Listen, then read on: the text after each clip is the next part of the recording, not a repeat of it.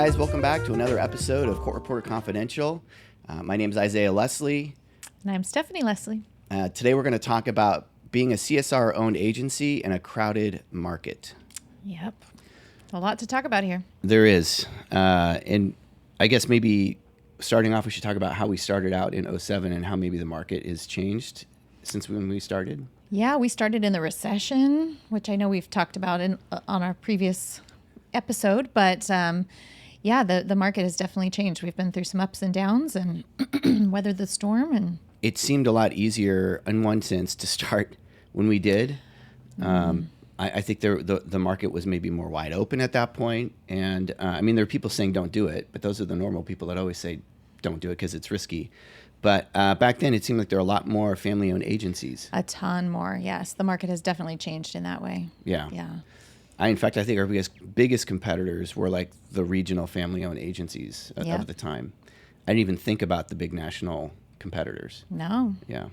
In fact, I worked for one when I very first started. They had bought a local one, and it wasn't all that different. You know, it wasn't such a contrast. But now I feel like the way that businesses are run, the personal touches have really, there's a great divide, I feel like, between the two different models now. Yeah. Yeah, no, it's true. I mean, there was a lot more personal touch back then. In fact, some of the ways that the different operators would try to get clients was doing cute little things like they bake cookies or they give you candy or, kind of the fun, like aw shucks kind of things of the past that you don't see anymore. Right. Yeah.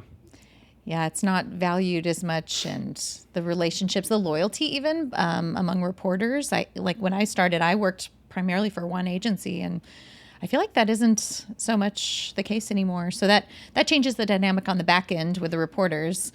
So there isn't that continuity sometimes that there was originally. Yeah. Yeah, I wonder if that's because when you look at the market today, it's a lot more corporation-owned agencies. And my guess is that reporters aren't loyal to corporations like they used to be with individuals. Yeah. But why do you think so many family-owned agencies sort of disappeared in the last 15 years or so? Well, acquisitions have been a big thing. I think there was the most common age group of agency owners about 10 years ago was probably in their 50s, and now it's in their 60s, and they're ready to retire. And I can't blame them.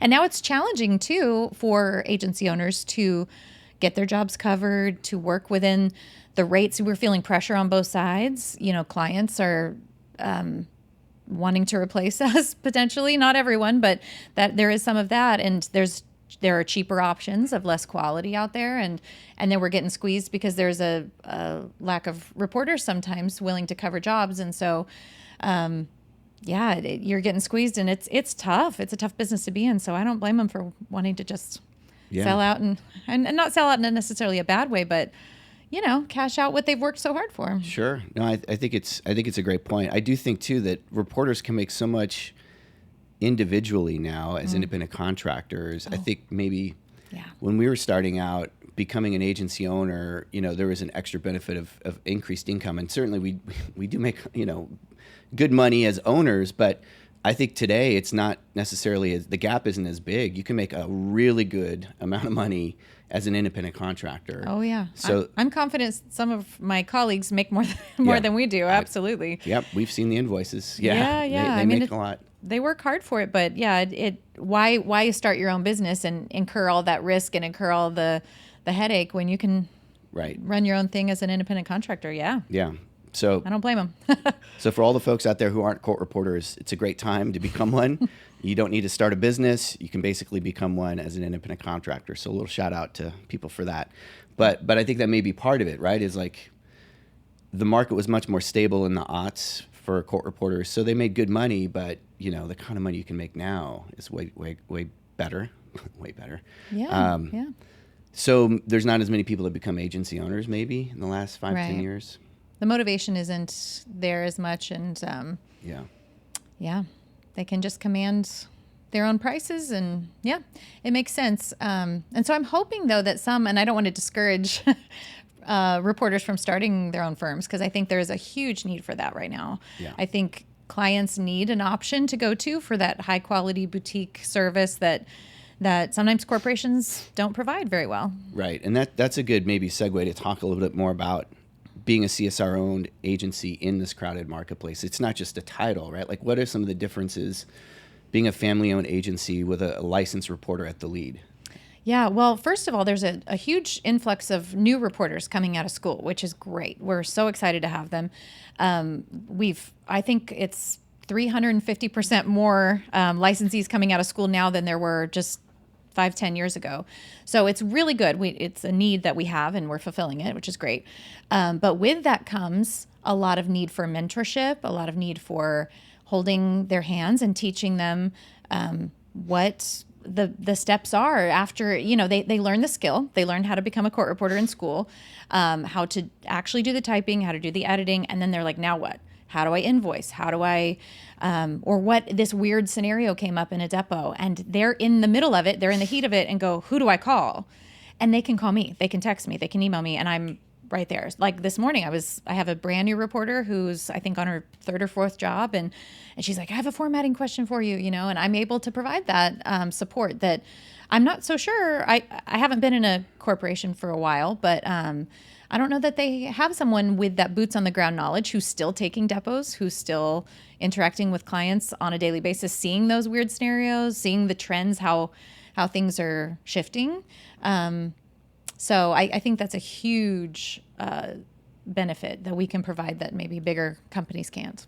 Yeah, I think that's a great point. A lot of these companies are based not even in California, right? And so, having a CSR, a licensed reporter in California who understands how the code the code is, how it is to go through school here, some of the common questions that come up in California is hugely important. When your corporation is maybe based out in New York or Chicago or somewhere else, they might have people here who can do that, but it's different when it's the owner of a business directly involved, I think. Right. Yeah. They don't maybe, and I don't want to put this on all companies, but I suspect they don't value the sanctity of codes and rules and laws, because I have a license that is governed by a court reporters board. And if I mess up or I mislead a reporter or we do something wrong as an agency, my license is on the line. So it's not just the bottom line for me. I have a reputation, I have a license to protect, and so that is of utmost importance to me. Yeah, and that's a great point. We've seen in other states where a new service will come online. It's a transcript service or what court reporting service, but it's not run or operated by a court reporter, and we've seen actual businesses have to fold because they were doing things that were unethical or are not allowed by the states that they're operating in. They're offering a service, certainly, but they're not doing it in the way that honors the code, the ethics, the integrity of the record, and most importantly, that transcript integrity. So I think you're absolutely right that not every company does that, but when your company is led and owned by a court reporter, that's always a consideration, and that's how the business model is usually created around, is how do we honor the code and how do we make sure that the custodian of the record that you are is laid out in the plans for that agency. So my responsibility as a reporter is to know the laws that pertain to court reporting. And, it's a very niche market, purview, whatever. And attorneys, they know tons of laws. They might know their specialty, like they know all the med mal cases, they know whatever, but they don't necessarily have to know the court reporting rules. Maybe they do, maybe they don't, but that's my job. And so I'm supposed to know that. And I think if my reach as a company is so large and I am not licensed in every state and I don't know those rules, it really doesn't do a service to the clients. Like, our job is to be that person for them, to know the rules. I had a situation recently where one attorney said, we're going off the record. I'm ending this. We're going off. And I said, counsel, do you agree? Because both parties have to agree in California, I think most places. And she said, no, we're staying on. And the attorney tried to tell me, oh, no, the code says if I say to go off, you have to go off. And I'm like, no, I don't know all the laws, but I know this one. This is our number one rule, and I had to stand up for it and do what was needed to be done. And so that's just super important for the client, because if I hadn't done that, the other side, whether they're my client or not, would not have been able to continue to make a record, you know? So that's important. That's a great point. And that's not the first time that's come up. Oh, no. in multiple cases that's come up in the past. And what's frustrating but also satisfying in that situation, at least from my perspective, I know exactly what you're talking about, that case, the party that was disappointed in the fact that the rules, the code says what it says, and you stood up for that, potentially didn't want to use our services at trial, and which is a real bummer, because it was a big case. It was a big case, but and so, you know, when you think about that scenario playing out, maybe a corporation from out of state plays that differently because they don't want to miss out on the business. We have to make a tough call sometimes because court reporter-owned agencies care about this kind of thing, and it matters to them, the integrity of the code. We want to make sure that the record is captured as fully as it can be. We might have to miss out on an opportunity to do other work. Yeah. But ethics, integrity matter, right? So anyway, that's a great point. That's one of the differences, I think, key differences between us and... and I think it's important to the clients that if and when they don't know those rules, that we're able to stand up for it, and or we're able to protect the record in a way that that they wouldn't be able to, because we're the neutral third party and all of that. Right. And so knowing those rules, those ethics, I'm reiterating, but it's so important. Right. And I think that ties into another topic of discussion. We don't have to dwell on too much here, but these corporations from other places, they don't mind providing all different types of services, whether it's a CSR or maybe a digital or something else. Right. But a digital or some of these speech-to-text software and a person sitting in a room could not do what you did in that scenario, which is to understand the code, to know the right thing to do when there's a conflict in a depot, and to be able to make that right call and have that deposition resolve according to the way the code says it should. Yeah, and they could, but will they? We don't know. There's no license. There's certifications that are by private companies, but there's no license, and you're going to lose your license if you don't follow the rules. There are teeth behind correct our job in California. Not every state, but that's a good point. Yeah. Yeah, and so the training is 6 weeks at best. Right. It is hammered in our head. We have to protect this record. So it's huge.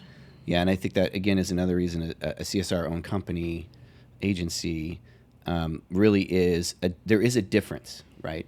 Mm-hmm. The services might be the same. A big corporation might provide just court reporters and for those. But again, that dogmatic determinedness to follow the code wherever it takes you, even if it means you lose a client or you lose, a potential case, is the right thing to do. Yeah, and you were mentioning that there are alternate methods of taking the record, whether legal or illegal. But the good thing that our clients know, we will never slip that in. Like, we promise it's always 100% steno, voice, licensee, court reporting. So that makes a big difference, because we have acquired clients that were burned by big agencies that said, oh, sorry, we don't have somebody for you. If they even tell them at all, they might find out later they were sent what I like to call an imposter, because it wasn't disclosed to them. Right. And so it really, I think they lose trust in the folks that they've hired, in the vendor that they've hired. Right. And where we can proudly say we've never used a digital and we won't. Right. So that makes a huge difference when they want the quality, and we need to be around. Folks like us and companies like us need to be an option for those clients. I shudder to think that there are fewer and fewer options for them, and they think they have to use the big corporate, maybe because their client told them they have to. Right. Unfortunately, they may not know the difference in quality until they're burned. Sure. Yeah, that's a great point. And I to those that are watching, we think there need to be more family-owned agencies, certainly in California. When we started out, there were dozens of them. All across the state. Dozens just in Southern California. Yeah. And now there might be a dozen in the whole state, that are Yeah, truly. More than just a reporter who has 2 clients on the side, like an actual agency, there may be like a dozen or so left, in the state. Right. Yeah. Truly independence. It's unfortunate because like, for example, it's almost like the Walmart or the Home Depot that comes into a town, and there's a place for them, fine. But sometimes I want to go to the Beard and Crockett Plumbing, like my family's plumbing shop. Right. I want to go to get somebody who knows what they're talking about.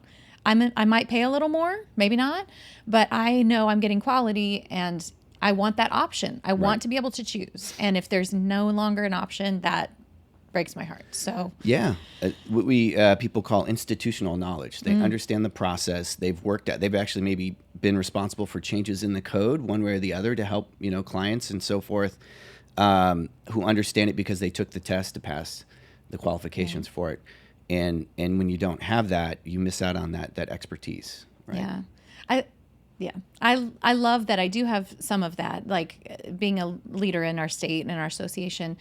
It really, really has given me a seat at the table. And this is a side tangent, but I think it really does contribute to our ability to advise new reporters and provide that quality. And I love when that attorney was questioning me, I'm like, oh, that's cute. But I know the law, I mean, I'm not to be egotistical at all, but I don't know much, but I know this. Like, that's all I know, right? So I love having confidence in that and being able to impart all that knowledge, that institutional knowledge that you were talking about. Yeah, and let's go back to something you said earlier about the next generation of court reporters too, right? Like, that's something I think another differentiator between maybe the impersonal, more corporate agencies out there that maybe aren't based in California versus the family-owned agencies in California. Talk a little bit more about how that manifests itself with the young reporters.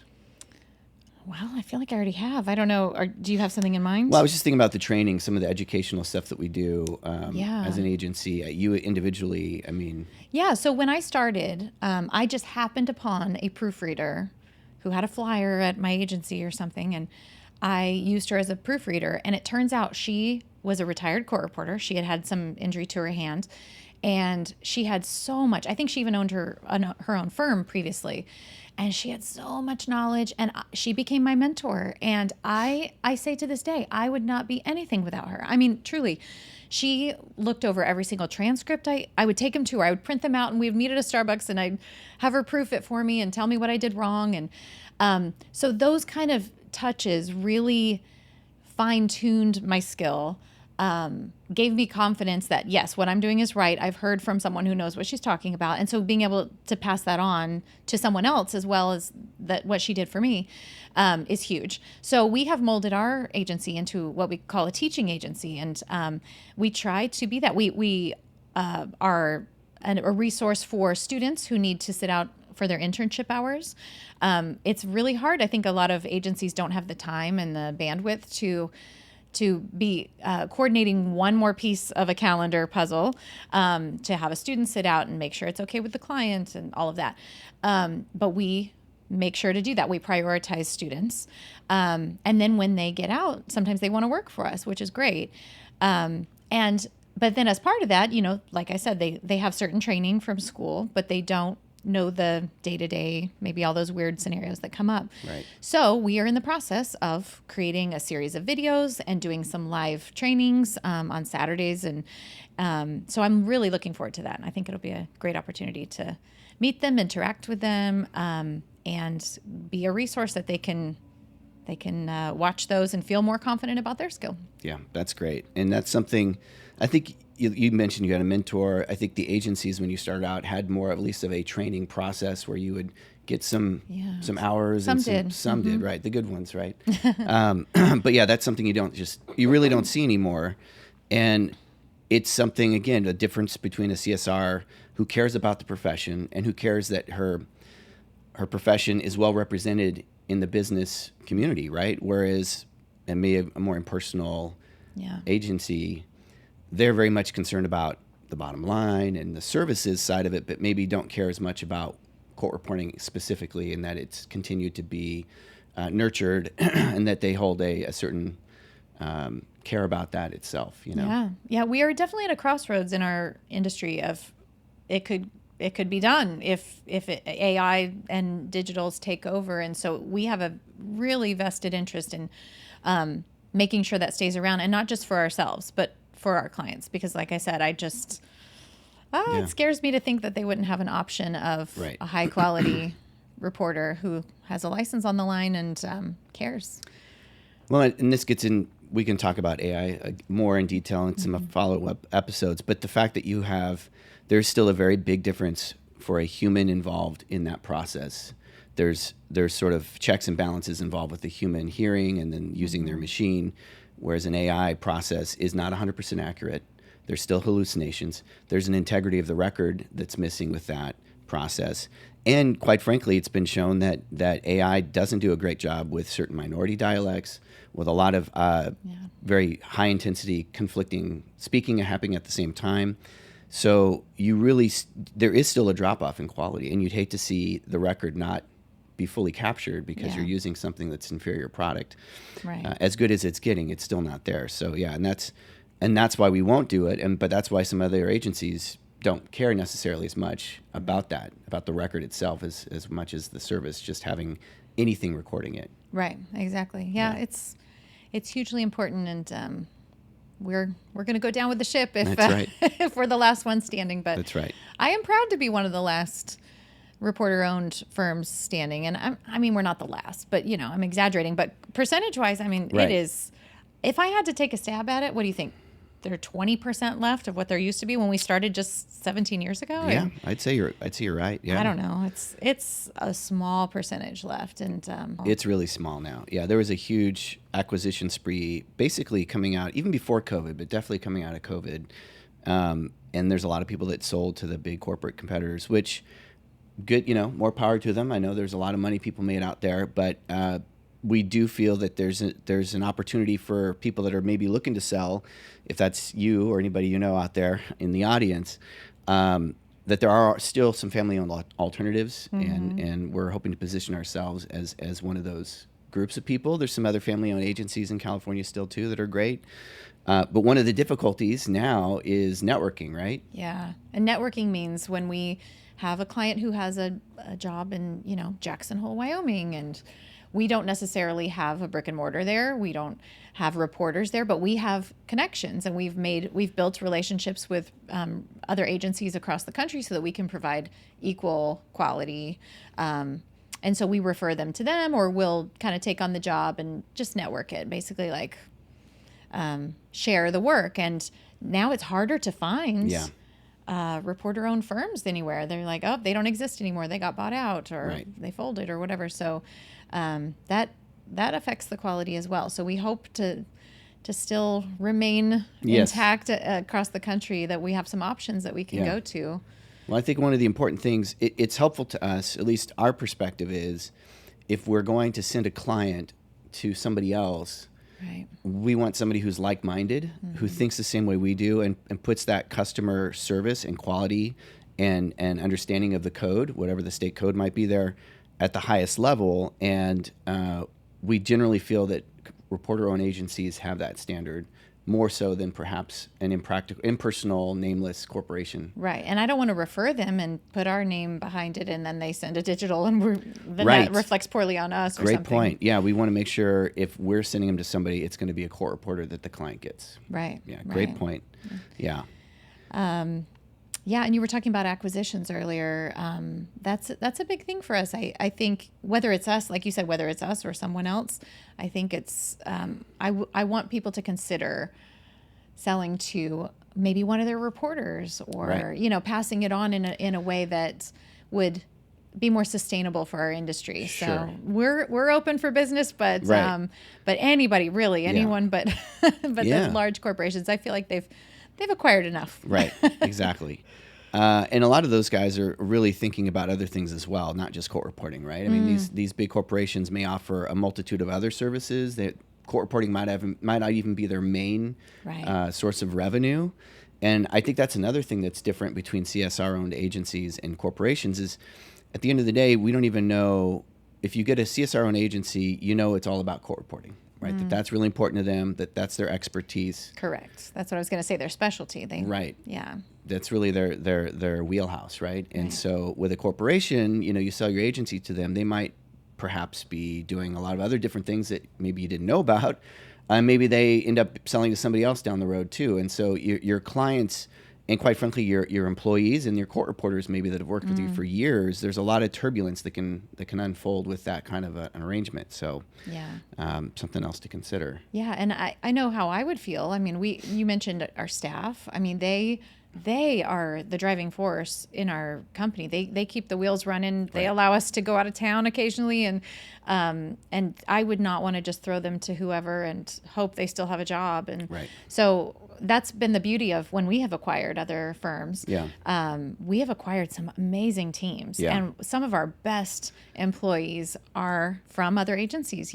So because they had the same quality or even higher at the time than ours. And so we've gotten to learn from them and just take on their knowledge, their institutional knowledge. And it's been wonderful. Yeah. It's funny how like attracts like, Yes, it does. And again, when you say family-owned agency, it's not just that the owner maybe and or their spouse or somebody else works with them. It's that the whole agency feels like it's a family, because generally speaking, you can operate that way where a corporation has different standards and it's more bureaucracy perhaps, but that matters to us. And so again, one other thing that I think is important when you're considering who to work with, and we would love for more CSRs to maybe start an agency in California and kind of show the model to the next generation of people as well. And there's a lot of opportunity. There's so much business in this state that, we just think it'd be great for everybody, for reporters, for the lawyers and law firms, for the litigants to have more CSR-owned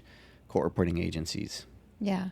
And where I thought you were going with it was that reporters, sometimes it's just the best offer they get for a job, and that's fine. You got to feed your family. But I would love it if reporters would prioritize working for CSR-owned agencies so that we can stick around and continue to provide that high quality of service. So that's my little plug. That's right. It's a good plug. I like for that all the plug. Great reporters to work for folks like us. I think it really matters in the industry. I think it makes a big difference. Yeah. Anything else on this crowded marketplace? I don't think so. It is crowded, but we're hoping to turn the tide a little bit and show that it's not just mom and pop, that super small. Like there's a place for our kind of medium-sized firm, and I think we're doing a good job, and we hope to continue to learn and continue to grow with the help of other retirees who may want to land with us. So. Well, with that, we're going to say goodbye for now. We'll be back for another episode. Stay tuned. If you like what you saw today, make sure to follow and subscribe and like us on the channels that you saw us on. Thanks.